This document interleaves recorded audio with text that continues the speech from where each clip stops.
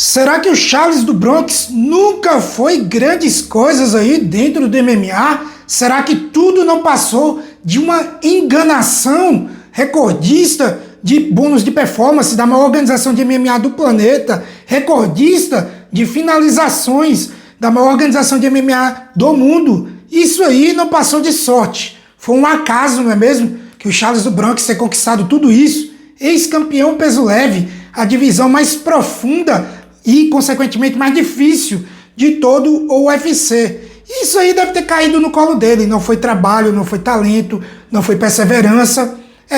Pelo menos se a gente for dar valor, se a gente for dar ouvidos a certos comentários como esses que vocês estão vendo aí na tela, é um absurdo, não é mesmo? Na boa, não dá para aceitar, para respeitar esse tipo de opinião. Todo mundo tem uma visão. Esse tipo de visão aqui não tem como ser respeitada não, cara.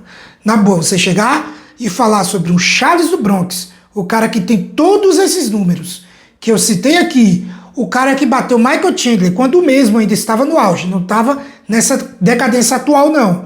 O cara bateu o Tony Ferguson quando o Tony Ferguson ainda estava bem, não estava naquela sequência ruim que ele terminou a carreira. O cara bateu aí o Dusty Poirier, um dos maiores lutadores de todos os tempos a não vestir um cinturão linear do UFC. O cara bateu aí Justin Gaethje. Porra, aí ele perdeu. Olha pra quem ele perdeu. Islam Makhachev, top 1 peso por peso do mundo hoje. Ilia Topuria, top 1 para a maioria das pessoas, melhor lutador do UFC hoje. E um dos mais populares também. Ele perdeu aí pro Arman Tsarukyan, número 1 do ranking do peso leve do UFC. E perdeu por pouco. Muita gente acha que ele venceu. Foi uma luta bastante parelha. Aí porque ele perdeu para esses caras, ele perdeu para esse nível, essa elite, a nata da categoria mais populosa do Ultimate, aí ele não serve mais de nada. Como é que alguém tem coragem de digitar o comentário falando que o Charles do Bronx e MMA não combinam, que o Charles não é para esse esporte? Como é que o cara digita isso, ele olha e pensa, é um bom comentário para postar, aí vai lá e clica para postar. Como alguém tem coragem de fazer isso? E é muita gente desmerecendo o trabalho do Charlinho. É muita gente falando que ele não era isso tudo, que já esperava. Cara, o Topuria era favorito.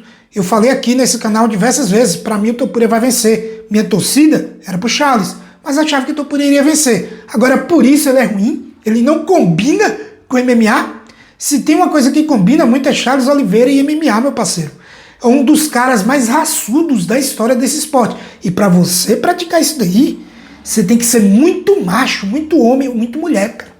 Você não pode ser meia boca. Você tem que estar no mais alto nível de coragem para você sequer praticar esse esporte. Imagina você praticar e chegar no mais alto nível, na elite da elite do maior evento de MMA do planeta.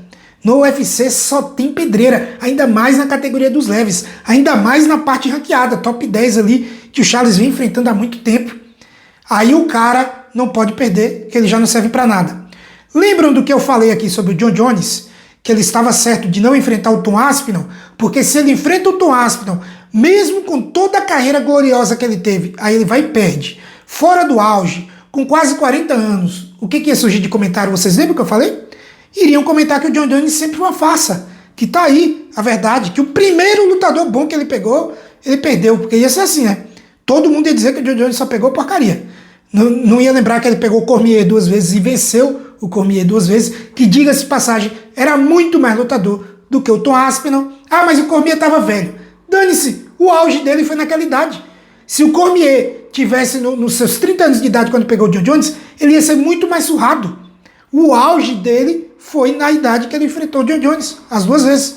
Ele mesmo deu uma declaração onde ele disse que nunca esteve em melhor forma na vida inteira do que na luta contra o Jon Jones, a segunda, a revanche. Logo o Cormier, que não gosta do Jones, que tem o Jones como o maior rival da sua carreira no MMA, o Jones caiu no doping após a segunda luta, ou seja, o Cormier tinha tudo nas mãos para descer o poeta no Jones, falar que ele ganhou por causa de doping, e inventar um monte de desculpa, mas não, ele nem considera no contest essa luta. Foi dada como no contest porque o Jones caiu no doping, mas o próprio Cormier considera a vitória do Jones. Então se ele luta contra o Aspinall e perde, essa galerinha, que infelizmente a maioria, leigo, fracassado, que tem inveja dos outros e fica procurando defeito onde não tem, iria baixar o pau no Jones e a gente ia ter a impressão de que a história do Jones é uma fraude por culpa desse tipo de gente, cara.